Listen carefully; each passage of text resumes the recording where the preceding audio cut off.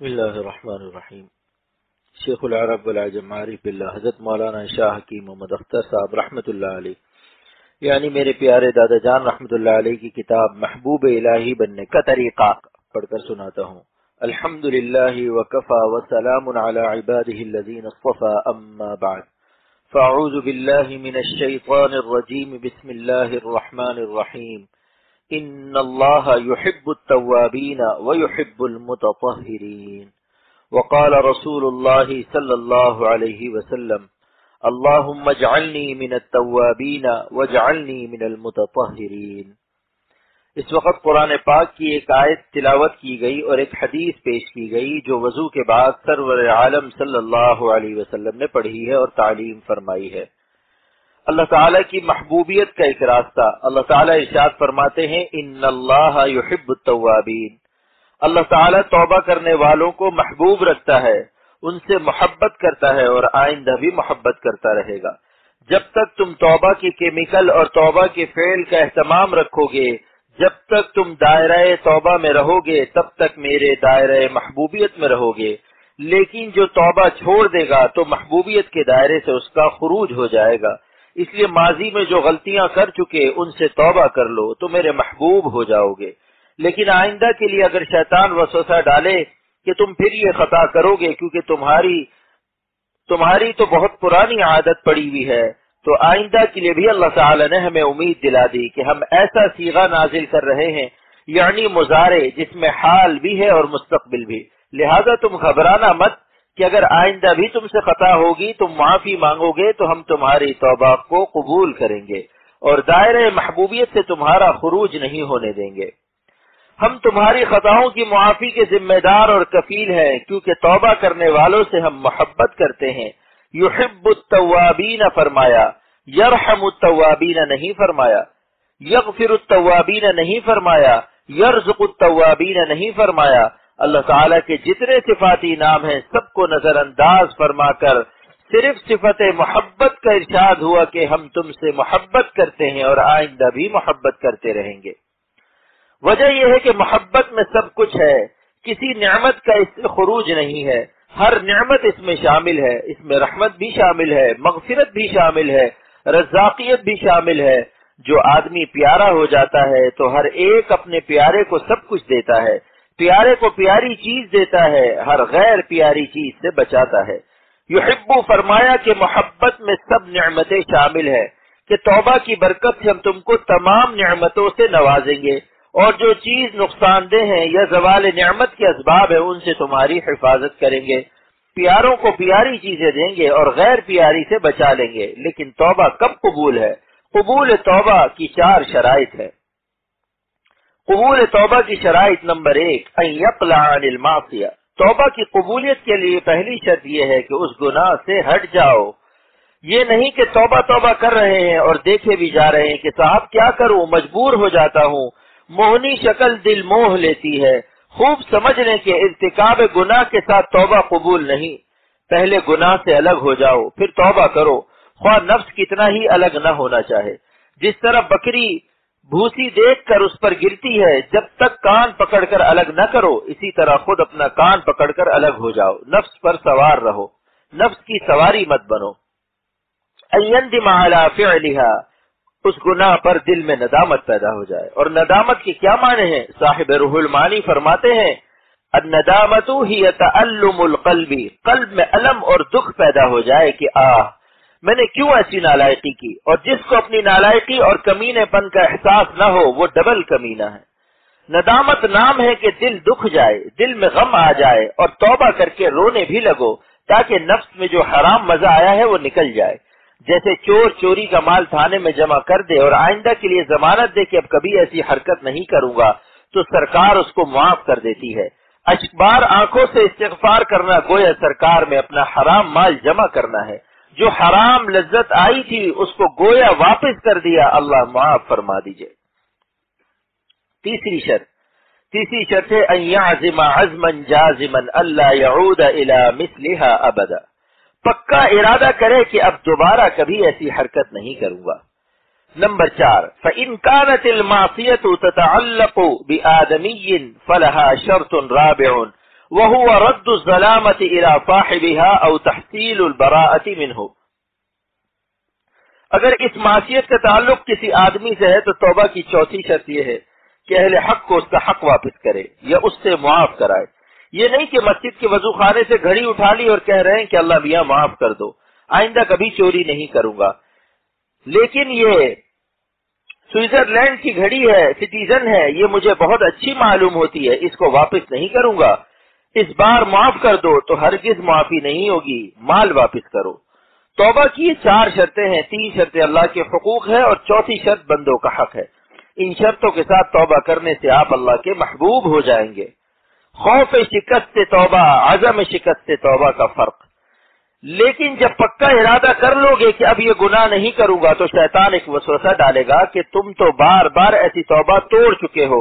جب کوئی ایسی چیز سامنے آتی ہے جس کو دیکھنا منع ہے تو تم کو کچھ یاد نہیں رہتا، ماضی کی توبہ کا تصور بھی نہیں ہوتا، تو اس کو یہ جواب دے دو کہ اس وقت میں پکی توبہ کر رہا ہوں، لیکن آئندہ کیا ہوگا؟ تو آئندہ کے لیے مجھے خوف شکست سے توبہ تو ہے، مگر میں شکست سے توبہ کا عزم و ارادہ نہیں رکھتا ہوں. خوف شکست سے توبہ اور ہے، عزم شکست سے توبہ اور ہے. خوف میں اور عزم میں فرق ہے. ایک تو یہ کہ دل ڈرتا ہے کہ کہیں میری توبہ نہ ٹوٹ جائے، اور ایک یہ ہے کہ دل میں ارادہ کر رہا ہے کہ میں ضرور گناہ کروں گا، اس کام کو کرنا ہی ہے، اپنی شیطانیت سے باز نہیں آؤں گا، گناہ کی گٹر لائنوں سے خروج اور ایگزٹ نہیں کروں گا. ہم تو گو کے کیڑے ہیں، ہم عالم تقدس میں کہاں جا سکتے ہیں؟ پیشاب پخانے کی نالیوں سے خروج کا ہمارا ارادہ ہی نہیں ہے. یہ ہے عزم شکست سے توبہ، اور دل کا ڈرنا کہ کہیں پھر میری توبہ نہ ٹوٹ جائے، وہ خوف شکست سے توبہ ہے. یاد رکھیے یہ علم عظیم اللہ تعالیٰ نے عطا فرمایا کہ خوف شکست سے توبہ اور ہے اور عزم شکست سے توبہ اور ہے. بڑے بڑے لوگوں سے پوچھو تو بدون فضل الہی کے اس کا جواب مشکل ہو جائے گا. توبہ کرتے وقت خوف شکست سے توبہ تو اپنے ضعف کا اعتراف اور عین عبدیت ہے، بلکہ عبدیت کی معراج ہے کہ میرا بندہ توبہ تو کر رہا ہے لیکن اپنے ضعف سے ڈر بھی رہا ہے کہ کہیں توبہ ٹوٹ نہ جائے. لہذا بوقت توبہ خوف شکست سے توبہ تو ہو، لیکن عزم شکست سے توبہ نہ ہو. توبہ توڑنے کا ارادہ نہ ہو تو اس کی توبہ قبول ہے، اور اللہ سے دعا بھی کرے کہ مجھ کو میرے دست و بازو کے حوالے نہ فرمائیے کہ یہ بازو میرے آزمائے ہوئے ہیں، یہ بازو میرے آزمائے ہوئے ہیں. آپ میری مدد اور دستگیری فرمائیے اور استقامت نصیب فرمائیے کہ کسی خوشقامت کے سامنے میری استقامت متاثر نہ ہو. بتائیے یہ کیسی اردو ہے؟ میری اردو اللہ تعالیٰ کی عطا ہے. اگر دلی اور لکھنؤ کے اہل زبان یہاں ہوتے تو آپ دیکھتے وہ کیسی قدر کرتے. لیکن اللہ سے دعا مانگو، اصلی قدر یہ ہے. آیت شریفہ میں 2 بار یحب نازل ہونے کا راز. تو اللہ سبحانہ و تعالیٰ نے ارشاد فرمایا ان اللہ یحب التوابین ویحب المتطہرین. اللہ تعالیٰ محبوب رکھتے ہیں توابین کو اور محبوب رکھتے ہیں متطہرین کو. یعنی توبہ کرنے والوں کو بھی اللہ محبوب رکھتا ہے اور طہارت میں مبالغہ کرنے والوں، نجاستوں سے خوب احتیاط کرنے والوں کو بھی محبوب رکھتا ہے. عربی گرامر کے لحاظ سے یہاں عطف جائز تھا کہ ان اللہ یحب التوابین والمتطہرین ہوتا، یعنی دوبارہ یحب نازل کرنا ضروری نہیں تھا، مگر اس میں زبردست معنویت اور اللہ تعالیٰ کا زبردست پیار ہے کہ دوبارہ یحب کو داخل کیا. یہ حق تعالیٰ کے کلام کا کمال بلاغت ہے کہ محبت کی فراوانی اور دریائے محبت میں طغیانی کے لیے ایک یحبو کی نسبت توابین کی طرف فرمائی کہ اللہ توابین کو محبوب رکھتا ہے، اور دوسرے یحبو کی نسبت متطہرین کی طرف فرمائی کہ اللہ متطہرین کو بھی محبوب رکھتا ہے. اپنے بندوں کی توابیت اور متطہریت ان 2 اداؤں پر ان کو اپنا محبوب بنانے کا عمل نازل کرتا ہوں. یہ وجہ ہے دوبارہ یحب نازل کرنے کی. سبحان اللہ، واہ محبوب تعالی شان ہوں، کیا شان ہے آپ کی. ایک مسئلہ سلوک کا استنباط اور متطہرین باب تفاعل سے نازل فرمایا. اس کے اندر ایک مسئلہ تصوف بھی ہے جو حق تعالی نے میرے قلب کو عطا فرمایا ہے. میں نہیں کہہ سکتا کہ کسی تفسیر میں ہے یا نہیں، لیکن سارے علماء اور مفسرین انشاءاللہ اس کو تسلیم کریں گے. اللہ تعالیٰ نے ان اللہ یحب المتطہرین نہیں فرمایا کہ ہم محبوب رکھتے ہیں پاک رہنے والوں کو، بلکہ متطہرین فرمایا جو باب تفاعل سے ہے، جس میں خاصیت تکلف کی ہوتی ہے اور تکلف کے معنی ہیں کہ تکلیف اٹھا کر کسی کام کو کرنا. تو مطلب یہ ہوا کہ گناہوں کی نجاستوں سے پاک رہنے میں تم کو تکلیف اٹھانی پڑے، کلفت پیش آئے تو اس سے دریغ نہ کرنا. جی نہیں چاہتا گناہ سے بچنے کو، جی نہیں چاہتا حسینوں سے نظر ہٹانے کو، مگر تم میری راہ میں تکلیف اٹھا لو. اگر لیلاؤں کو دیکھو گے تو پریشانی آئے گی اور یہ تکلیف راہ لیلا کی ہوگی، لیکن مجھے خوش کرنے کے لیے تکلیف اٹھاؤ گے تو یہ تکلیف راہ مولا میں داخل ہوگی. اب تم خود فیصلہ کر لو کہ کس کی راہ میں تکلیف اٹھانے میں فائدہ ہے. تمہارے مزاج میں اگرچہ گناہ پسندی اور حسینوں کی طرف نظر بازی اور ذوق حسن بینی ہے، لیکن ان سے بچنے میں تمہاری روح کو تو سکون ملتا ہے، مگر تمہارا نفس تل کے لیے تل ملاتا ہے اور بل کے لیے بل بلاتا ہے. لہذا اس کو تل ملانے دو اور بل بلانے دو. تکلیف اٹھاؤ. گناہ چھوڑنے میں جو تکلیف ہوگی تمہارے نفس کو ہوگی، روح کو خوشی ہوگی، اور تم روح سے زندہ ہو، نفس سے زندہ نہیں ہو. تمہاری گناہ کی جفاکاریاں اور بے وفائیاں سب روح کی بدولت ہیں. اگر میں تمہاری روح قبض کر لوں تو تم کوئی گناہ نہیں کر سکتے. تمہارا سبب حیات روح ہے تو تم سبب حیات کی کیوں فکر نہیں کرتے؟ جب تم اللہ کی نافرمانی سے بچو گے تو کتنی حیا تم پر برس جائیں گی. محبوب الہی بنانے والی دعا. تو متطہرین باب تفاعل سے نازل ہونے کا یہ علم عظیم اللہ تعالیٰ نے عطا فرمایا، لیکن اس میں ایک علم عظیم اور ہے، وہ یہ کہ حضور صلی اللہ علیہ وسلم نے دیکھا کہ اللہ تعالیٰ توابین اور متطہرین کو محبوب رکھتے ہیں، تو آپ کی رحمت متقاضی ہوئی کہ وضو کے آخر میں یہ دعا اپنی امت کو سکھا دی جائے. اللہم اجعلنی من التوابین واجعلنی من المتطہرین. دیکھیے جو اسلوب نزول قرآن پاک کا ہے اسی اسلوب پر یہ دعا سکھائی گئی، اور قرآن پاک میں جو دو لفظ توابین اور متطہرین نازل ہوئے وہ اس دعا میں آ گئے. اس وقت قرآن پاک کی آیت اور ایک حدیث کا ربط پیش کر رہا ہوں، اور یہ بھی اللہ کا انعام ہے، ورنہ قرآن پاک کی آیت کہیں ہے اور حدیث پاک کہیں ہے. اگر اللہ کا کرم نہ ہو تو ذہن اس طرف نہیں جا سکتا. تو آپ صلی اللہ علیہ وسلم کا احسان عظیم ہے، شفقت اور رحمت کا امت پر نزول ہے کہ وضو کے آخر میں یہ دعا سکھا دی کہ تم اب اپنے رب کے پاس کھڑے ہونے والے ہو. اے میری امت کے لوگوں، نماز میں جب تم اپنے مولا کے سامنے کھڑے ہو تو یہ دعا پڑھ کر حاضری دو تاکہ حالت محبوبیت میں تمہاری پیشی ہو. میری امت کا کوئی فرد اس دعا کی بدولت، اس دعا کی برکت سے محروم نہ رہے، نہ توابیت سے محروم رہے، نہ متطہریت سے محروم رہے، دونوں نعمتوں سے مالا مال ہو جائے.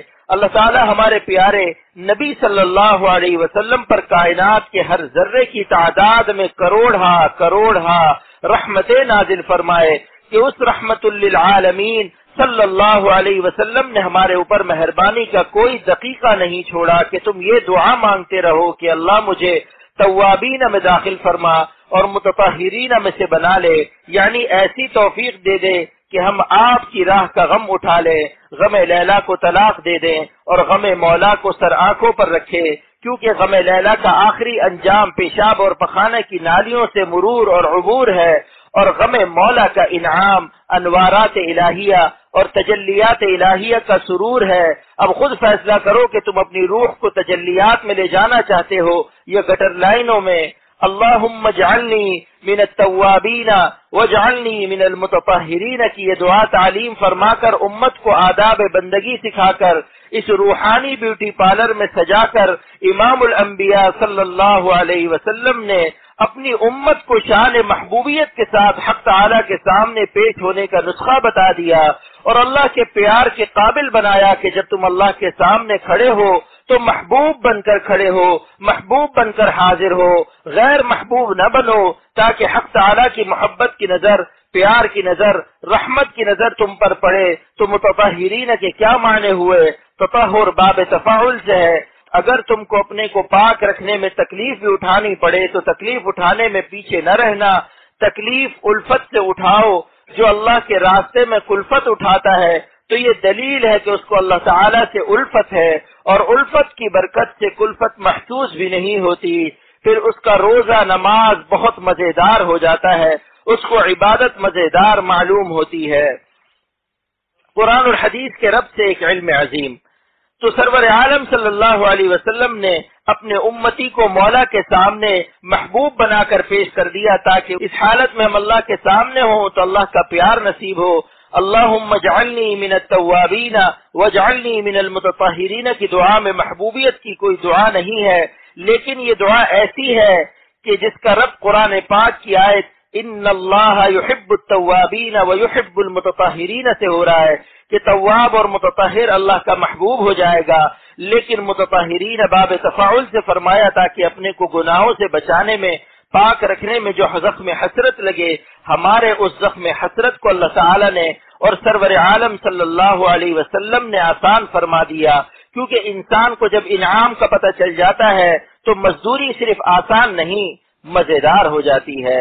تو اللہ تعالیٰ نے توبہ کرنے اور پاک رہنے پر اپنی عطائے محبت کی مزدوری ارشاد فرما کر ہمارے لیے توابیت کو اور تطہر کو مزیدار کر دیا. پاک صاف رہنا تمہارے لیے اچھا ہے تاکہ تمہاری اس ادا پر جب مولا تمہیں پیار کرنے والا ہو تو کون اندھا اور ظالم ہے جو گناہ اور ناپاکی میں آلودہ رہے. جب کھائیں محبت کا فالودہ تو کیوں رہیں ہم آلودہ. لہذا گناہوں سے بچنے اور نافرمانی سے پاک و صاف رہنے کی تکلیف اٹھانے سے تم اتنے بڑے مولا حق سبحانہ و تعالی کی محبوبیت اور پیار کے قابل ہو جاؤ گے. لیکن اس باب تفاعل کو دیکھو کہ اس میں کتنا لطف ہے. عربی گرامر کا مزہ خشک ملا کو نہیں مل سکتا جب تک کسی اللہ والے کی صحبت کا مزہ ایک زمانہ تک نہ اٹھائے. بتائیے آپ نے کتنا مدرسے میں پڑھا، لیکن یہاں باب تفاعل سے ترک معصیت میں کلفت اور تکلیف اٹھانے کی طرف کبھی ذہن گیا تھا؟ بس کیا کہوں، ایسے علوم کی طرف بہت کم ذہن جاتا ہے، کیونکہ گرامر پڑھتے تو ہیں مگر نفس کو نہیں گراتے. نمک کی کان میں گدھا اگر اپنے کو گرا دے اور مرے نہیں تو نمک کی کان میں، نمک کی صحبت میں رہ کر بھی نمک نہیں بنے گا. گرامر کے معنی ہے جب گدھا گرا اور مر گیا تب نمک بننا شروع ہوگا. جب تک سانس لیتا رہے گا گدھے کا گدھا ہی رہے گا. جن لوگوں نے شیخ کے سامنے فنائیت کاملہ حاصل نہیں کی وہ باوجود علم کے خام رہے، صاحب نسبت نہ ہو سکے.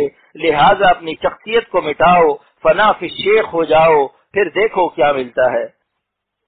دعائے وضو کی عاشقانہ حکمت. وضو کے بعد یہ دعا اللہم اجعلنی من التوابین واجعلنی من المتطہرین آپ صلی اللہ علیہ وسلم نے اس لیے تعلیم فرمائی تاکہ بندوں کا باطن اور قلب بھی پاک ہو جائے، کیونکہ توبہ دل کی طہارت کا نام ہے.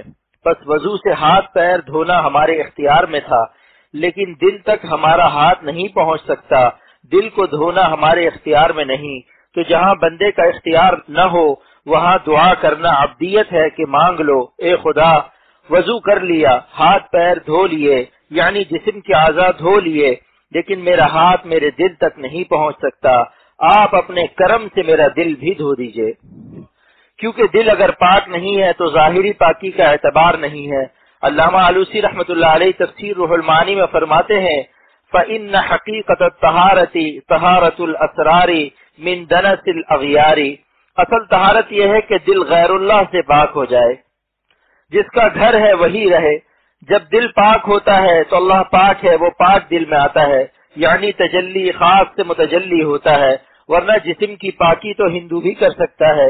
ایک ہندو دریا میں کود گیا اور نہا لیا تو اس کا جسم نجاست حسیہ سے پاک ہو گیا، پیشاب پخانہ سب دھل گیا.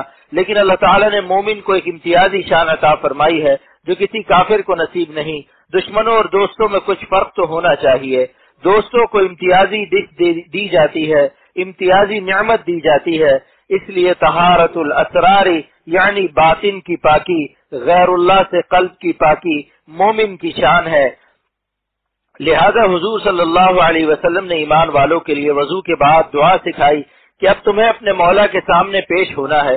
تو جس طرح سے ایک لڑکی اپنے شوہر کے پاس بن سور کر جاتی ہے کہ میری پیشی اس حالت میں ہو کہ شوہر مجھے پسند کر لے، کیونکہ اسی کے ساتھ زندگی کا گزارا ہے، روٹی کپڑا مکان کا وہی سہارا ہے اور زندگی کا بیڑا شوہر کے ذریعے ہی پار ہوگا. لہذا اس کو سجا کر پیش کرتے ہیں جس کا نام جسمانی بیوٹی پارلر ہے. اور سرور عالم صلی اللہ علیہ وسلم نے اس دعا کے ذریعے ہم کو روحانی بیوٹی پارلر عطا فرمایا ہے کہ تمہارا جسم تو وضو کے ذریعے سے پاک ہو گیا، اب تمہارا دل بھی غیر اللہ سے پاک ہو جائے تاکہ طہارت باطنی کے ساتھ شان محبوبیت کی حالت میں اپنے مولا کے سامنے پیش ہو جاؤ کہ تمہیں اللہ پیار کر لے. ماں باپ چاہتے ہیں کہ بیٹی کو داماد پیار کر لے. حضور صلی اللہ علیہ وسلم چاہتے ہیں کہ بندے کو مولا پیار کر لے. وضو کے وقت اہل اللہ کی خشیت. اکابر سے سنا ہے کہ بعض بزرگوں پر وضو کرتے ہی خوف طاری ہو جاتا کہ اب اللہ کے سامنے کھڑا ہونا ہے، اس لیے وضو کے وقت گپ شپ کرنا، شور و غل کرنا ٹھیک نہیں ہے، یہ علامت اچھی نہیں ہے. وضو خانے میں آوازیں سنتا ہوں جیسے مچھلی بازار. جب وضو شروع کرو اس وقت سے اللہ کی عظمت و ہیبت چہرے پر آ جانی چاہیے، کیونکہ اس وضو کے بعد ہم کو مولا کے پاس کھڑا ہونا ہے، عظیم الشان مولا کے پاس کھڑا ہونا ہے. خاموشی سے وضو کرو. جب شور و غل کرو گے تو وضو کی دعا کب پڑھو گے؟ کیونکہ زبان مشغول ہو گئی فضولیات میں. ووسع لی فی داری کے معنی میرے شیخ شاہ ابرار الحق صاحب دامت برکاتہم نے فرمایا کہ دوران وضو حدیث سے ایک ہی دعا ثابت ہے، اللہم اغفر لی ذنبی ووسع لی فی داری وبارک لی فی رزقی. اے اللہ میرے گناہوں کو معاف فرما دیجئے اور میرا گھر بڑا بنا دیجئے اور میرے رزق میں برکت عطا فرمائیے.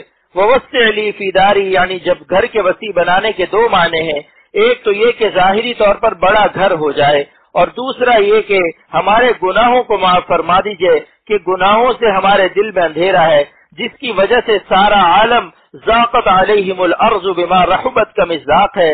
گناہگار اور مجرم کو سارا عالم تنگ معلوم ہوتا ہے. جیسے میر صاحب کا شعر ہے، شب صحرا محیب سناٹا، شب صحرا محیب سناٹا، موت ہو جیسے زندگی پہ محیط، یا صدور گناہ سے دل کی تنگ ہونے لگے فضائے بسیط. جب سارا عالم اس کو تنگ معلوم ہوتا ہے تو اس کو اپنا گھر کیسے بڑا معلوم ہوگا. اللہ تعالیٰ فرماتے ہیں کہ جس سے ناراض ہوتا ہوں تو میری ناراضگی تو عرش پر ہوتی ہے، مگر دو علامتوں سے دنیا میں اس کا ظہور ہوتا ہے. نمبر 1، ضاقت علیہم الارض بما رحبت، پوری دنیا اس کو اندھیری لگتی ہے اور اتنی لمبی چوڑی زمین تنگ معلوم ہونے لگتی ہے، اس کا جینا جانوروں سے بھی زیادہ بدتر ہو جاتا ہے. نمبر 2، ضاقت علیہم انفسہم، اور وہ اپنی جان سے بیزار ہو جاتا ہے. عظمت شیخ صاحب واز کے دوران خاص احباب میں سے ایک صاحب دوسری طرف دیکھنے لگے تو حضرت والا نے تنبیہ فرمائی کہ تقریر کے دوران کسی اور طرف نہ دیکھا کرو، یہ بہت ہی تکلیف دہ بات ہے. جب تقریر کی جائے تو کسی اور طرف کیوں دیکھتے ہو؟ تم کو اپنے بابا سے اپنے شیخ سے کام ہونا چاہیے. اللہ کو تمہاری یہ ادا پسند نہیں آئے گی. شیخ کی عظمت کی کمی کی یہ دلیل ہے. اللہ کا شکر ہے الحمدللہ میں جب اپنے شیخ کی بات سنتا ہوں تو کسی کو نہیں دیکھتا کہ کون کہاں بیٹھا ہوا ہے. حال میں اپنے مست ہوں غیر کا ہوش ہی نہیں، حال میں اپنے مست ہوں غیر کا ہوش ہی نہیں. رہتا ہوں میں جہاں میں یوں جیسے یہاں کوئی نہیں، رہتا ہوں میں جہاں میں یوں جیسے یہاں کوئی نہیں. اب بتاؤ یہ ادا شیخ کو پسند آ سکتی ہے کہ شیخ تو آپ کی طرف متوجہ ہو اور آپ دوسری طرف دیکھ رہے ہو؟ اس لیے بزرگوں نے فرمایا کہ بدنظری کے حرام ہونے کی ایک وجہ یہ بھی ہے کہ اللہ تعالیٰ تو آپ کو دیکھ رہے ہیں اور آپ ادھر ادھر زید اور بکر کو دیکھ رہے ہیں. اللہ چاہتے ہیں کہ بندہ بس مجھے دیکھے. دیکھو جسم کی حرکات و سکنات باطن کی غماز ہوتی ہے. جتنا زیادہ شیخ سے تعلق ہوگا اتنا زیادہ کسی کو کوئی نظر نہیں آئے گا. اگر مربی سے صحیح اور قوی تعلق ہے تو اپنے مربی ہی کی طرف دیکھے گا اور راہبر کے علاوہ زمین پر آپ کو کچھ نظر نہ آنا چاہیے. جس طرح حج کے زمانے میں عورتیں اپنے شوہر کا دامن پکڑے رہتی ہیں تاکہ گم نہ ہو جائیں، اس لیے جب شیخ مخاطب ہو تو اللہ کے لیے کہتا ہوں کہ اگر کچھ حاصل کرنا ہے تو کسی کی طرف مت دیکھو، چاہے بادشاہ بھی بیٹھا ہو. شیخ کے سامنے بادشاہ کی کیا حقیقت ہے؟ جس کے دل میں اپنے شیخ کی محبت اور عظمت وقت کے سلاطین سے زیادہ نہ ہو، سمجھ لیجئے یہ مرید عاشق صادق نہیں ہے. محبوبیت عند اللہ کے دوام کا طریقہ. تو وضو کی دعا کے متعلق اللہ تعالیٰ نے مجھے یہ علم عظیم عطا فرمایا کہ متطہرین باب تفاعل سے ہے، یعنی تکلیف اٹھا کر طہارت حاصل کرو. طہارت قلبیہ بھی طہارت قالبیہ بھی. دل بھی پاک ہو جسم بھی پاک ہو تو اس کا فائدہ کیا ملے گا؟ تم 24 گھنٹے اللہ کے محبوب رہو گے. یہ نہیں کہ وضو کے وقت یہ دعا پڑھ لی اور نماز کے وقت تک پاک صاف رہے، لیکن جب مارکیٹ گئے، کلفٹن گئے، الفسٹن اسٹریٹ گئے تو نظر خراب کر لی، تمہاری طہارت متاثر ہو گئی. تو جب طہارت باطنی سے اور توبہ کی برکت سے محبوبیت میں جو جگہ ملی تھی، جب بھی توبہ کے دائرے سے اور طہارت کے دائرے سے خروج اختیار کرو گے، دائرہ محبوبیت سے بھی تمہارا خروج ہو جائے گا. اس وقت گناہ کی حالت میں تم اللہ کے پیارے نہیں رہو گے. دیکھا آپ نے طہارت اور توبہ کا یحب سے کیا جوڑ لگا کہ اللہ تعالیٰ تم کو محبوب رکھتے ہیں جب تک دائرہ توبہ سے اور دائرہ طہارت سے خروج اختیار نہیں کرتے. اور اللہ تعالیٰ نے مضارع استعمال فرمایا جو حال اور استقبال کے لیے ہوتا ہے، یعنی زندگی بھر جب تک تم توبہ کرتے رہو گے تمہاری محبوبیت سے تمہارا خروج اور ایگزٹ نہیں ہوگا. کیونکہ ساؤتھ افریقہ کے علماء بیٹھے ہیں، ان کی مادری زبان انگریزی ہے، اس لیے تھوڑا سا انگریزی لفظ بول دیتا ہوں. تو آپ لوگ بتائیے آپ کیا چاہتے ہیں کہ ہم ہر وقت اللہ کے پیارے رہیں یا کبھی پیارے رہیں اور کبھی غیر پیارے رہیں، یعنی کبھی اللہ کے پیارے رہیں اور کبھی اللہ کے پیار سے محروم رہیں؟ تو جب پیار دائمی چاہتے ہیں تو یہ دونوں صفت اپنے اندر پیدا کر لیجئے. نمبر 1 توابین کی، نمبر 2 متطہرین کی. متطہرین کے بارے میں مفسرین لکھتے ہیں یہاں مراد طہارت باطنی اور طہارت قلب ہے، کیونکہ اصل طہارت یہ ہے کہ غیر اللہ سے ہمارا فاصلہ رہے، کسی طرح سے بھی ہمارا قلب 1.1 ڈگری بھی اللہ سے نہ ہٹے. جہاں ہٹنے کا اثر محسوس ہونے لگے اور دیکھے کہ کسی حسین کی طرف دل جھکا جا رہا ہے، وہاں سے راہ فرار اختیار کرو. جب تک اس کے ٹارگٹ اور اس کے محاذات سے آگے نہیں بڑھو گے تمہارے قلب کا قبلہ صحیح نہیں رہے گا. یہ ففروا الی اللہ کی تفسیر ہے کہ غیر اللہ سے بھاگو، اور غیر اللہ سے ہر وہ چیز مراد ہے جس سے آپ کے قلب کا قبلہ متاثر ہو اور 1.1 بھی اللہ سے دور ہو. جو دل اللہ تعالیٰ سے 1.1 بھی دور نہ ہوگا، ایسے دل کو اپنی ذات پاک سے اللہ تعالیٰ ایسے چپٹا لیں گے کہ سارا عالم اسے 1.1 اپنی طرف مائل نہ کر سکے گا. بتاؤ یہ علم عظیم پیش کر رہا ہوں یا نہیں؟ جس کی قیمت میں اللہ کی محبت ہوتی ہے، جس کی قسمت میں اللہ کی محبت ہوتی ہے، وہ اپنے شیخ کی باتوں کو عظمت و محبت سے سنتا ہے. آپ سارے عالم کی خانقاہوں میں پھرو، پھر اس فقیر کی تقریر سنو، تو انشاءاللہ تعالی تم انشاءاللہ تعالی محسوس کرو گے کہ بزرگوں کی نظر اس فقیر پر کیا اثر رکھتی ہے. استغفار اور توبہ کا فرق. توبہ کے متعلق ایک ضمنی سوال ہے کہ بعض لوگ کہتے ہیں کہ استغفار کرو اور بعض بزرگ کہتے ہیں کہ توبہ کرو، جبکہ قرآن پاک میں اللہ تعالیٰ نے دونوں ہی کے حکم دیے ہیں کہ استغفار بھی کرو اور توبہ بھی کرو. سوال یہ ہے کہ توبہ اور استغفار ایک ہی چیز ہے یا دونوں میں فرق ہے؟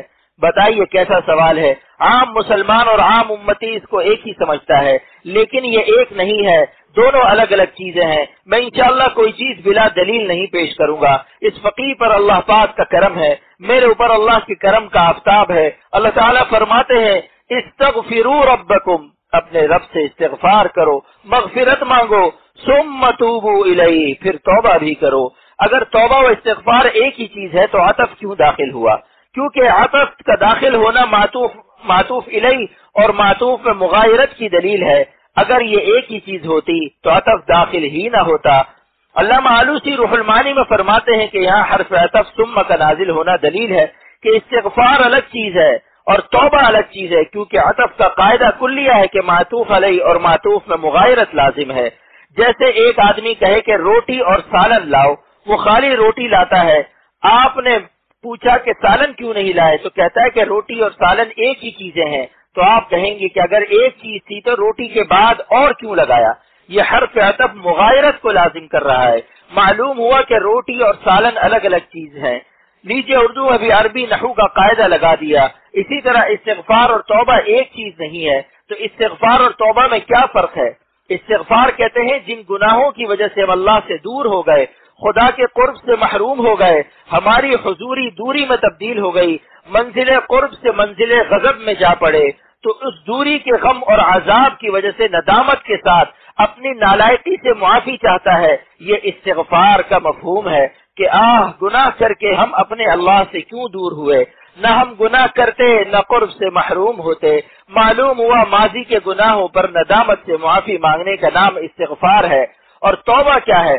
توبہ کے معنی ہے رجوع اللہ کے ہیں. ملا علی قاری رحمت اللہ علیہ نے مرقات میں لکھا ہے، جو مشکات کی عربی زبان میں شرح ہے 11 جلدوں میں، کہ توابون کے معنی رجاعون کے ہیں، یعنی کثیر الرجوع اللہ، جس کا ترجمہ میرے قلب کو اللہ تعالیٰ نے عطا فرمایا کہ گناہوں سے تم اللہ سے جتنی دور ہو گئے تھے پھر اپنے اللہ کے پاس واپس آ جاؤ. اپنے مرکز اور مستقر سے بھاگ گئے تھے پھر منزل جانا پر آ جاؤ، منزل محبوب پر آ جاؤ، پھر منزل مولا پر آ جاؤ، پھر اپنے قلب کو اللہ کے قدموں میں ڈال دو. خلاصہ یہ ہے کہ توبہ نام ہے اللہ کے پاس واپس لوٹ آنا. گناہوں کی وجہ سے جس مقام قرب سے بندے دور ہو گئے تھے پھر اسی مقام پر واپس لوٹ آنا. رجوع اللہ کا نام توبہ ہے کہ گناہوں سے دوری کو ندامت کے ساتھ حضوری سے بدل کر یہ عزم کرنا کہ اے اللہ آئندہ کبھی آپ کو ناراض نہیں کریں گے، آئندہ کبھی آپ سے دور نہیں ہوں گے، آپ کے دامن رحمت سے چمٹ جائیں گے اور آپ کی آغوش سے رحمت میں لپٹ جائیں گے، آپ کے قدموں میں سر رکھ دیں گے، آئندہ ہمیشہ تقوی سے رہیں گے اور کبھی آپ کو ناراض نہیں کریں گے. اس کا نام توبہ ہے. اب فرق معلوم ہو گیا، استغفار ماضی کی تلافی کرتا ہے اور توبہ عزم علی التقوی سے مستقبل روشن کرتا ہے. لفظ توابین کے نزول کی حکمت اور اصطلاح میں توابین کی 3 قسمیں ہیں، محدثین کی شرح سے پیش کر رہا ہوں. اللہ تعالیٰ نے فرمایا کہ اللہ توابین کو محبوب رکھتا ہے. سوال یہ ہے کہ تائبین کیوں نہیں فرمایا؟ جواب یہ ہے کہ جب تم کثیر الخطا ہو تو تم کو کثیر التوبہ ہونا چاہیے. جب تمہارا بخار تیز ہے تو جیسا مرض ویسی دوا. جب تم نے خطائیں زیادہ کی ہیں تو زیادہ توبہ کرنے میں تم کو کیا رکاوٹ ہے؟ اسی لیے فرمایا کہ میں محبوب رکھتا ہوں کثرت سے توبہ کرنے والوں کو، کیونکہ جو کثیر الرجوع نہیں ہے وہ ہماری جدائی کا احساس بھی زیادہ نہیں رکھتے، وہ ہم سے کچھ فاصلے بھی رکھتے ہیں، اسی لیے پریشانی میں ہیں اور اسی لیے جلدی توبہ بھی نہیں کرتے. 2-4 گناہ اور کر لیں، ہر بس اسٹاپ پر گناہ کے مزے لوٹ کر جائیں، پھر شام کو گھر آ کر توبہ کر لیں گے. کیونکہ اگر ایک اسٹاپ پر توبہ کر لیں گے تو اگلے اسٹاپ پر مزہ کیسے ملے گا؟ بتاؤ یہ کس قدر کمینہ پن ہے اور تصوف کی روح ہی نہیں ہے اس ظالم کے اندر. یہ حق تعالی کی جدائی پر صبر کرنے والا، حرام لذت سے مزے اڑانے والا، بہت ہی نامناسب مزاج رکھنے والا غیر شریفانہ ذوق رکھتا ہے. ولایت عامہ اور ولایت خاصہ. اب رجوع اللہ کی 3 قسمیں ہیں، اور جب شان محبوبیت ہماری توبہ یعنی رجوع اللہ سے متعلق ہے تو محبوبیت کی بھی 3 قسمیں ہو جائیں گی. اللہ کے پیاروں کی 3 قسمیں ہو جائیں گی. ایک عوامی پیار ہے کہ اللہ ہر مومن کو پیار دیتا ہے، جیسے فرمایا اللہ ولی الذین آمنوا، اللہ ہر ولی کو پیار کرتا ہے، ہر مومن کا ولی ہے. مگر یہ ولایت عامہ ہے، جو تقوی سے رہتے ہیں وہ خاص ولی ہیں، ان کی دوستی کا معیار بلند ہو جاتا ہے. مومن متقی ولی خاص ہوتا ہے، لیکن ہر مومن کو ولی فرمایا اگرچہ گنہگار ہو مگر میرے دائرہ دوستی سے خارج نہیں ہے. بوجہ کلمہ اور ایمان کے کچھ نہ کچھ دوستی یعنی ولایت عامہ تو حاصل ہے. اللہ ولی الذین آمنوا میں تقوی شامل نہیں ہے. ولایت خاصہ تقوی پر موقوف ہے، جس کی دلیل الذین آمنوا وکانوا یتقون ہے، اور فرمایا اللہ ولی الذین آمنوا یخرجہم من الظلمات الی النور. فرماتے ہیں میری ولایت اور دوستی کا معیار اور علامت یہ ہے کہ اللہ تعالیٰ ان کو اندھیروں سے نکالتا رہتا ہے، فی الحال بھی اور مستقبل میں بھی. ظلمات جمع ہے اور نور واحد ہے. اللہ تعالیٰ نے اندھیرے کو جمع اور نور کو مفرد کیوں نازل فرمایا؟ اس کی وجہ علامہ آلوسی سید محمود بغدادی رحمۃ اللہ علیہ روح المعانی میں فرماتے ہیں جمع الظلمات لکثرت فنون الضلال. ظلمات کو جمع نازل فرمایا کیونکہ گمراہی کی بہت سی قسمیں ہیں. کفر کی گمراہی اور ہے، فسق کی گمراہی اور ہے، زنا کی اور ہے، بدنظری کی اور ہے، تکبر کی اور ہے. پس چونکہ گمراہی کی بے شمار طرحیں اور اقسام ہیں، اس لیے اللہ تعالی نے ظلمات کو جمع نازل فرمایا اور نور کو واحد نازل فرمایا لوحدت الحق، کیونکہ حق ایک ہوتا ہے. تو میں کہہ رہا تھا جتنی توابون کی قسمیں ہوں گی تو توبہ کی بھی اتنی ہی قسمیں ہیں، اتنی ہی محبوبیت کی قسمیں لازمی ہو جائیں گی. تو اب سنیے توبہ کی 3 قسمیں ہیں. توبہ کی 3 قسمیں ہیں. توبۃ العوام نمبر 1، نمبر 2 توبۃ الخواص، نمبر 3 توبۃ اخص الخواص. تو اللہ تعالیٰ کی محبوبیت کی بھی 3 قسمیں ہو جائیں گی. نمبر 1 محبوبیت عامہ سے محبوب عام، نمبر 2 محبوب خاص، نمبر 3 محبوب اخص الخواص، یعنی اللہ تعالیٰ کا پیار عوامی والا اور اللہ کا پیار علی الخواص اور اللہ کا پیار اخص الخواص والا، یعنی اللہ کے پیارے پھر خاص پیارے پھر خاص میں بھی اخص الخواص۔ آپ لوگ اللہ تعالیٰ کا کون سا پیار چاہتے ہیں؟ اخص الخواص والا، سب سے اعلیٰ والا، یا یوں ہی معمولی؟ دیکھو ایک دن مرنا ہے، اگر اعلیٰ درجے کے پیار کو نہیں پاؤ گے تو پچھتانا پڑے گا۔ لہٰذا جس دنیا پر مر رہے ہو اور جس کی وجہ سے اخص الخواص والا پیار حاصل نہیں کر رہے ہو کہ میں نہایت بزی مصروف ہوں، تو سمجھ لو جن پر بزی ہو یہ سب چھوٹنے والے ہیں۔ بیوی ہو، بچہ ہو، سموسہ ہو، پاپڑ ہو، بریانی ہو، مرنے کے بعد کوئی مردہ سیٹ ایسا ہے جو ایک قطرہ چائے یا مکھن کی ایک ڈلی نگل لے؟ میں 1000 روپیہ اس کو انعام دوں گا اگر کوئی مردہ مکھن کی ایک ٹکیا نگل لے، اور مردہ تو لے گا نہیں، اس کے وارث کو دوں گا۔ توبہ کی پہلی قسم، توبہ کی پہلی قسم کا نام ہے الرجوع من المعصیۃ الی الطاعہ۔ توبہ عوام یہ ہے کہ گناہ چھوڑ دے اور اللہ کی فرما برداری میں لگ جائے۔ مولانا عبدالحمید صاحب کا افریقہ سے فون آیا کہ یہاں 200 معتکف ہمارے پاس ہیں، اور جب مجلس کرتا ہوں تو 300 ہو جاتے ہیں، اور لکھنؤ تک کے علماء آئے ہوئے ہیں، موزمبیق اور دوسرے ملکوں کے علماء آئے ہوئے ہیں، میرے ہاتھ پر بیعت ہو رہے ہیں۔ کہنے لگے ڈرتا ہوں کہ دل میں بڑائی نہ آ جائے۔ میں نے کہا آپ شکر ادا کریں، تشکر اور تکبر میں تضاد ہے۔ تشکر کریں گے تو اللہ کا قرب ملے گا، تکبر سے بعد ہوتا ہے، اور تشکر سے قرب ہوتا ہے، اور بعد اور قرب میں تضاد ہے، اور اجتماع ضدین محال ہے۔ یہ میرا ٹیلی فونک خطاب ہے۔ تکبر ہمیشہ ظالم اور احمق کو ہوتا ہے جو اللہ کا شکر ادا نہیں کرتا، اللہ سے ہٹ کر اپنی صفت پر اس کی نظر آ جاتی ہے۔ شکر سے اللہ کی صفت قرب اس کو عطا ہو تو ناممکن ہے کہ اس میں تکبر بھی آ جائے۔ چونکہ تکبر نام ہے بندے کا اپنے مولا سے غافل ہو کر اپنی کسی صفت پر نظر کرنا کہ میں ایسا ہوں، اس لیے دوسروں سے برتر ہوں۔ جیسے ایک شخص دعویٰ کرتا ہے کہ آپ میرے محبوب ہیں اور میں آپ کے حسن و جمال پر فدا ہوں، اس کے بعد پھر آئینہ لے کر کہتا ہے کہ آپ کا تمام حسن و جمال اور شان کمال تسلیم، مگر واہ رے میری ناک، واہ رے میرا کتابی چہرہ، واہ رے میری پتلی کمر جو کہاں ہے، کس طرف ہے اور کدھر ہے، کا مصداق ہے۔ ایسے عاشق کو محبوب بھی ایک جوتا مارے گا، کہے گا کہ تم مجھ پر عاشق ہو تو میری خوبیوں سے نظر ہٹا کر اپنی خوبیوں کو کیوں دیکھتے ہو؟ تو مولا سے نظر ہٹا کر اپنی خوبی دیکھنے والا احمق ہے، اور احمق ہمیشہ متکبر ہوتا ہے۔ تو عوام کی توبہ کا نام ہے الرجوع من المعصیۃ الی الطاعہ، جو گناہوں کو چھوڑ کر فرما بردار ہو گئے اور ان کی توبہ سے اللہ نے ان کو محبوب بنا لیا۔ یہ توبۃ العوام ہے۔ بس جو توبۃ العوام تک رہے گا اس کو اللہ تعالیٰ کی طرف سے عام لوگوں والا پیار اور محبت ملے گا۔ توبہ کی دوسری قسم، اس کے بعد توبۃ الخواص ہے۔ وہ کیا ہے؟ الرجوع من الغفلۃ الی الذکر، یعنی فرما بردار تو پہلے ہی تھے مگر اپنے شیخ کا بتایا ہوا ذکر و تلاوت سب بھول گئے تھے، لیکن پھر چونکہ دوبارہ اللہ کو یاد کرنا شروع کر دیا، ذکر کی قضا نہیں ہے، ندامت کافی ہے۔ ذکر چھوٹ گیا تو اب پھر شروع کر دو، اللہ کی یاد سے پھر جان میں جان آ جائے گی۔ مدت کے بعد پھر تیری یادوں کا سلسلہ، مدت کے بعد پھر تیری یادوں کا سلسلہ، ایک جسم ناتوا کو توانائی دے گیا۔ اللہ کے ذکر کا ناغہ روح کا فاقہ ہے۔ اس بات کو یاد رکھو، میں نے جن کو 100 بار ذکر بتایا ہے، اگر کسی دن تھک گئے ہو تو 10 دفعہ ہی لا الہ الا اللہ پڑھ لو، اور 10 مرتبہ اللہ اللہ کر لو۔ 1 پر 10 کا وعدہ ہے، آپ کا 100 پورا ہو جائے گا۔ بھائی 10 دفعہ لا الہ الا اللہ اور 10 دفعہ اللہ اللہ کرنا کیا مشکل ہے، لیکن ناغہ نہ کرو۔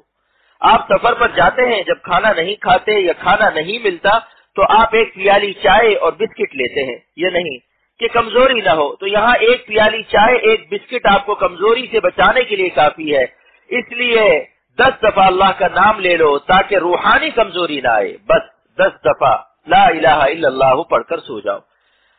ہم یہ کہتے ہیں کہ اے خدا ہمارے جسم و قلب ناتوا کو، ہمارے جسم و قلب ناتوا کو اس طرح چپلا لے کہ اگر ہم آپ کو بھولنا بھی چاہیں تو بھول نہ سکے۔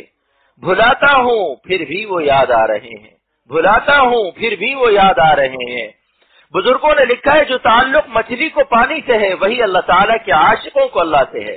اگر چھوٹی مچھلی سے کہا جائے کہ دریا میں بڑے بڑے گھڑیال اور مگرمچھ آئے ہوئے ہیں اور بڑی مچھلیاں بھی آئی ہوئی ہیں جو تم کو کھا جائیں گی، لہٰذا تم کچھ دن خشکی پر گزار لو، پانی سے ہٹ کر ہمارا ایک ہٹ ہے، ہمارے ہٹ میں آ جاؤ۔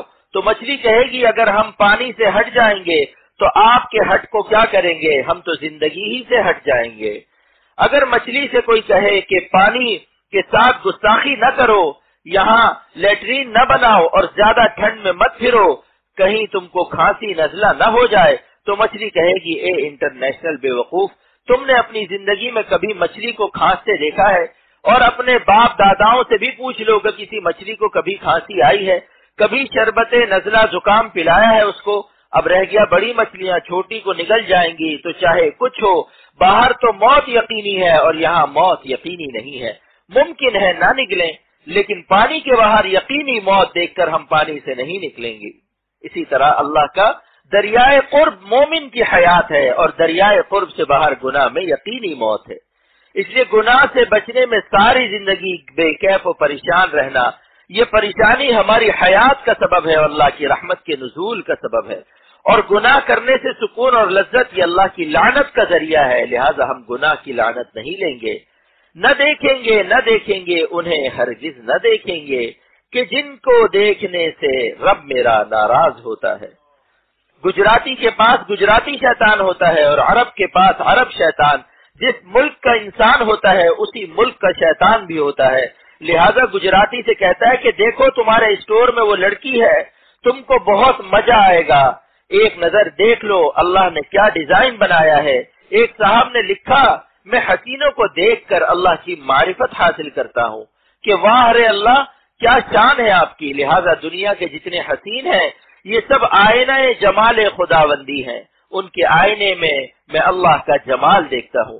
حکیم الامت نے کیا جواب لکھا کہ آئینہ ہونا تو تسلیم ہے، آئینہ ہونا تسلیم، مگر یہ آتشی آئینے ہیں، جل کر خاک ہو جاؤ گے، نہ تم رہو گے نہ تمہارا ایمان رہے گا، لہذا تقویٰ سے رہو، تقویٰ سے رہنے میں جو مصائب آئیں انہیں لبیک کہو، اللہ کا وعدہ ہے وَمَن يَتَّقِ اللَّهَ يَجْعَل لَّهُ مِنْ أَمْرِهِ يُسْرًا، جو اللہ سے ڈرتا ہے گناہ سے بچتا ہے، اللہ اس کے کام کو آسان کر دیتے ہیں۔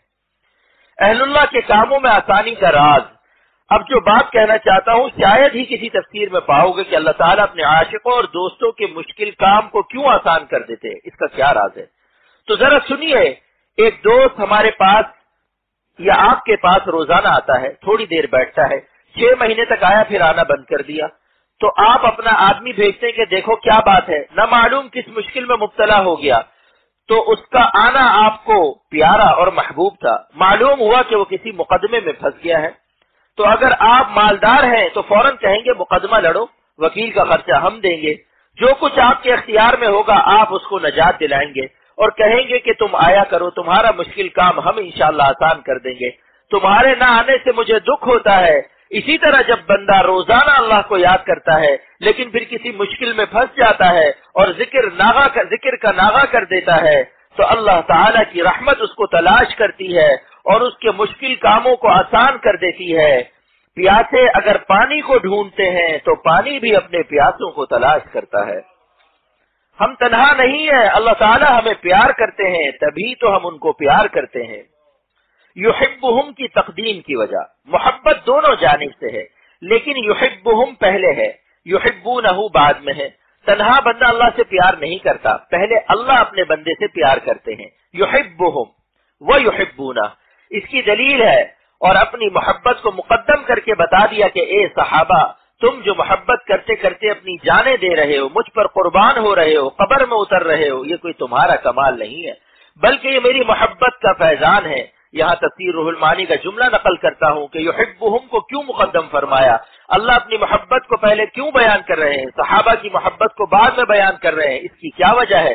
علامہ آلوسی رحمۃ اللہ علیہ فرماتے ہیں کہ وجہ یہ ہے لِيَعْلَمُوا أَنَّهُمْ يُحِبُّونَ رَبَّهُمْ بِفَيْضَانِ مَحَبَّةِ رَبِّهِمْ، تاکہ صحابہ جان لیں ان کی محبت جو ان کو اپنے رب کے ساتھ ہے یہ دراصل ان کے رب کی محبت کے فیضان سے ہے، چونکہ اللہ تعالیٰ ان سے محبت کرتے ہیں اس لیے اللہ سے محبت کر رہے ہیں۔ اور آگے فرمایا ذَلِكَ فَضْلُ اللَّهِ، یہ میرا فضل ہے۔ اللہ کے فضل سے رجوع جسمانی بھی ہے اور اللہ کے فضل سے رجوع باطنی بھی ہے۔ لہذا محبت میں جب ترقی محسوس کرو تو سمجھ لو یہ مالک کا فضل ہے. فضل کے ایک اور معنی، اور روزی کو بھی اللہ نے فضل فرمایا. وابتغوا من فضل اللہ. جمعے کی نماز ہو گئی، اب جاؤ مارکیٹ، دکان کھول سکتے ہو، دکان کھولنا جائز ہے، لہذا جاؤ اور اللہ کے فضل سے کچھ حاصل کر لو. بہت بڑا مالدار بننے کی کوشش مت کرو، اپنی ضروریات بھر کما لو جس سے تمہارا گزارا ہو جائے. یہ نہیں کہ ساری دنیا تم ہی سمیٹ کے بیٹھ جاؤ، اتنا زیادہ بزی نہ ہونا کہ نماز ہی غائب کر دو. تو فضل یہاں بھی ہے اور مسجد سے نکلتے وقت بھی فضل کا سوال ہے. اللہم انی اسألک من فضلک، کہ اللہ مسجد میں روحانی طور پر تو غذا ہم نے حاصل کر لی، ذالک فضل اللہ یؤتیہ من یشاء، مگر آپ نے پیٹ بھی تو بنایا ہے، اب ہم کو چائے انڈا مکھن بھی دے دیجئے. فضل سے مراد یہاں رزق ہے. التحیات کے متعلق علوم نافعہ اور مسجد میں داخل ہونے کی دعا، اللہم افتح لی ابواب رحمتک، اے اللہ اپنی رحمت کے دروازے کھول دے. تو یہاں مراد کون سی رحمت ہے؟ نماز معراج المومنین ہے، اور حضور صلی اللہ علیہ وسلم کو جب معراج عطا ہوئی تو حضور صلی اللہ علیہ وسلم نے اپنی عبادت پیش کی. التحیات للہ، میری تمام قلبی عبادات اے اللہ آپ کے لیے خاص ہے. والصلوات، اور بدنی عبادات بھی آپ کے لیے خاص ہے. والطیبات، اور مالی عبادات بھی آپ کے لیے خاص ہے. تو معراج کے وقت جب اللہ کے پاس حاضر ہوئے تو 3 قسم کی عبادات نبی نے پیش کی. اور نبی کہاں سے پیش کرتے؟ اللہ نے سکھایا کہ یہ کہو، تو اللہ نے حضور صلی اللہ علیہ وسلم کو سکھایا، اور حضور صلی اللہ علیہ وسلم نے ہم کو سکھایا کہ التحیات قلبی عبادات، والصلاۃ بدنی عبادات، والطیبات مالی عبادات، سب اے خدا آپ پر فدا ہیں. تو اللہ تعالیٰ نے 3 قسم کی عبادات سکھائی، اور اس ادائے بندگی پر 3 قسم کی عطائے خواجگی ہے. وہ کیا ہے؟ السلام علیک ایھا النبی، اے نبی تم نے پہلی عبادت قلبی مجھ پر فدا کی، تو میری طرف سے پہلا انعام میرا سلام لے لو. اور السلام علیکہ اس لیے کہہ رہا ہوں کہ آپ ہمیشہ سلامت رہیں گے. ایسا کبھی نہیں ہو سکتا کہ کبھی سلامتی ہو کبھی نہ ہو. دائمی سلامتی دیتا ہوں، آپ ہمیشہ سلامت رہیں گے. کیونکہ خیر کے بدلے میں خیر ملی، اور اس کے بعد آپ کی بدنی عبادت پر کیا ملے گا؟ ورحمت اللہ. نماز آپ کی بدنی عبادت ہے، لہذا بدنی عبادت پر میری رحمت ہے، کیونکہ آپ نے اپنے جسم کو ہماری عبادت میں لگا دیا. ہم آپ کی ادائے بندگی دیکھ رہے ہیں کہ کبھی قیام میں آپ ہمارے سامنے کھڑے ہیں، کبھی رکوع میں جھک رہے ہیں، کبھی سجدے میں سر رکھ کر مجھ پر فدا ہو رہے ہیں. لہذا آپ پر رحمت کی بارش عطا کروں گا. وہی رحمت نبی کریم صلی اللہ علیہ وسلم نے ہم کو دی کہ جب تم مسجد کو جاؤ تو نماز تمہاری معراج ہے، لہذا تمہارے نبی نے جو رحمت پائی ہے، میری رحمت نہیں چاہتی کہ میرا امتی محروم رہے، بلکہ میں چاہتا ہوں یہ رحمت میری امت بھی پا جائے. لہذا مسجد میں داخلے کے وقت اس نبی رحمت نے سکھا دیا کہ کہو اللہم افتح لی ابواب رحمتک. بدنی عبادت کے بعد جو مالی عبادت آپ نے پیش کی کہ والطیبات، اے اللہ میرا سب مال آپ پر فدا ہو، اس پر میری طرف سے انعام ہوگا. وبرکاتہ، دیکھیے قلبی عبادت پر سلامتی مفرد ہے، بدنی عبادت پر رحمت مفرد ہے، مگر مالی عبادت پر برکت مفرد نہیں، برکاتہ فرمایا، جو برکت کی جمع ہے. اور برکت کے معنی کیا ہے؟ فیضان رحمت الہیہ. یہ برکت کی تعریف ہے کہ اے بندے تو نے ہم پر مال خرچ کیا، لیکن ہماری طرف سے تجھ پر برکت نہیں بلکہ برکات بے شمار رحمتیں نازل ہوں گی. اور جس پر میری رحمتیں نازل ہوں تو اس کے کیا کہنے، اس کے گردے فیل نہیں ہوں گے، ڈاکٹر کے پاس نہیں جانا پڑے گا، ہر بلا سے میں اسے بچاؤں گا. میرے نام کی کرامت اور ہے. نزول برکت کی علامت. ابھی ایک علم عظیم عطا ہوا کہ تم کو کیسے معلوم ہو کہ میرے نام کی برکتیں نازل ہو رہی ہے؟ اگر تمہارا مال سینما پر، وی سی آر پر اور میری کسی نافرمانی میں خرچ نہیں ہو رہا تو سمجھ لو میری برکت آ گئی ہے. میری رحمت جس مال پر ہو وہ مال نافرمانی میں کیسے خرچ ہو سکتا ہے؟ جس مال پر میرے نام کی برکت ہوگی وہ مجھ پر خرچ ہوگا، میرے دین کی قامت پر، دین کی اشاعت پر خرچ ہوگا. آؤ دین پر جان مال خرچ کرو، میں بلاتا ہوں. من انصاری اللہ، اور میرے ساتھ سارے عالم میں چلو، پھر دیکھو اللہ کے نام میں کیا مزہ ہے اور اللہ کتنا پیارا ہے. بھول جاؤ گے اے سلاطین تم اپنے تخت و تاج کو، اور بھول جاؤ گے لیلائے کائنات کو، اور کہو گے تمہارے نمک میں کیا رکھا ہے. کتنی ہی من چاہی لیلائے کائنات کو کوئی سیٹ صاحب $1,00,000 دے کر اپنی گود میں بٹھائے ہوئے ہے، اس کے رقیب ڈاکٹر نے پہلے ہی اس لیلائے کائنات کو موشن کی دوا دے دی تھی کہ سیٹھ صاحب کی گود ہی میں اس کو کئی موشن ہو گئے اور اب ہوا تڑا تڑ نکل رہی ہے. ایسی فانی اور غلاظت و نجاست کے حامل افراد پر مرنا کتنا گدھا بن اور خباثت ہے. مرنا ہے تو مولا پر مرو جو سارے عالم کی لیلاؤں کا نمک تمہارے دل میں گھول دے گا، اور مہر بھی دینا نہیں پڑے گا، روٹی کپڑا مکان بھی نہیں دینا پڑے گا، اور تم پر غسل بھی واجب نہیں ہوگا. مگر محبت سے جب ایک اللہ کہو گے تو سارے عالم کی لیلاؤں کا نمک دل میں وہ اللہ گھول دے گا. کیونکہ جب مولا دل میں آئے گا تو اپنی تخلیقی صفت نمک بھی ساتھ لائے گا. دل میں سارے عالم کے سموسے آ جائیں گے. گجراتیوں، جب مولا دل میں آئے گا یعنی متجلی ہوگا تو سارے عالم کے سموسوں کی لذتیں اپنے قلب میں پا جاؤ گے. صرف دونوں جہاں ہی نہیں پاؤ گے، اگر دونوں جہاں ہی پایا تو کیا پایا؟ ارے دونوں جہاں سے بڑھ کے مزے پاؤ گے. اللہ کے برابر دونوں جہاں ہو سکتے ہیں؟ میرا شعر ہے، وہ شاہ دو جہاں جس دل میں آئے، وہ شاہ دو جہاں جس دل میں آئے، مزے دونوں جہاں سے بڑھ کے پائے. تو توبۃ العوام میں آپ کو اللہ کا عام پیار ملے گا اور توبۃ الخواص میں خاص پیار ملے گا. اب ایک درجہ اور رہ گیا اخص الخواص کا، یعنی دودھ سے مکھن اور مکھن سے گھی. تو اب گھی نکال رہا ہوں. پہلے دودھ تھا، اس کی ملائی بنائی، پھر ملائی سے پھر مکھن سے پھر گھی. کیا آپ نہیں چاہتے کہ ہم اللہ کے عام پیارے بنے، اس کے بعد پیاروں میں خاص پیارے بنے، پھر خاصوں میں خاص بن جائیں؟ ہم کس لیے پیدا ہوئے ہیں؟ کیا ان حسینوں پر مرنے کے لیے جن کی صورت بگڑنے کے بعد بڑے بڑے عاشقوں کو بھاگتے دیکھا ہے؟ وہ معشوق کہتا ہے کیا بات ہے، آپ تو مجھے دیکھا کرتے تھے. تو کہتے ہیں اب وہ بات نہیں رہی. تالاب تو وہی ہے لیکن جس پانی پر مرا تھا وہ پانی نہیں رہا. اس مقام پر اچانک فرمایا کہ میر صاحب بتاؤ عظیم مضمون ہے یہ نہیں. میر صاحب نے عرض کیا، فرمایا دیکھیے میر صاحب کیا کہہ رہے ہیں، آج تو آپ نے مردوں کو زندہ کر دیا. اللہ کے نام کا بے مثل مزہ کون پاتا ہے؟ میں پھر کہتا ہوں کہ اللہ کا نام درد محبت سے لینا سیکھ لو اور گناہوں کے ملیریا کا علاج کر لو. کیونکہ جسمانی ملیریا میں صفراویت بڑھ جاتی ہے تو بریانی اور شامی کباب کا مزہ نہیں آتا. جن کو گناہوں کا ملیریا ہے، جو پیشاب پائخانے کے مقامات سے مانوس ہیں، تو اللہ کی محبت کا ذوق ان کی سمجھ میں نہیں آتا. اس لیے میں کہتا ہوں کہ ایک اللہ درد دل درد محبت سے کہو گے مگر پہلے گناہ سے بچ جاؤ تو اللہ کے نام میں وہ مزہ پاؤ گے کہ لذتیں دو جہاں کو بھول جاؤ گے. جیسے پہلے کپڑے سے پیشاب پخانا دھو لو پھر عود کے عطر کا مزہ آئے گا. اللہ کے نام کا اگر مزہ لینا ہے تو غیر اللہ سے قلب کو پاک کر لو. اللہ والوں کے ساتھ رہو، تقوی حاصل کرو، ایک سانس بھی اللہ کے خلاف نہ لو. پھر جب متقی قلب سے تعلق مع اللہ کے ساتھ اللہ کہو گے تو پتہ چلے گا کہ اللہ کے نام میں کیا مزہ ہے.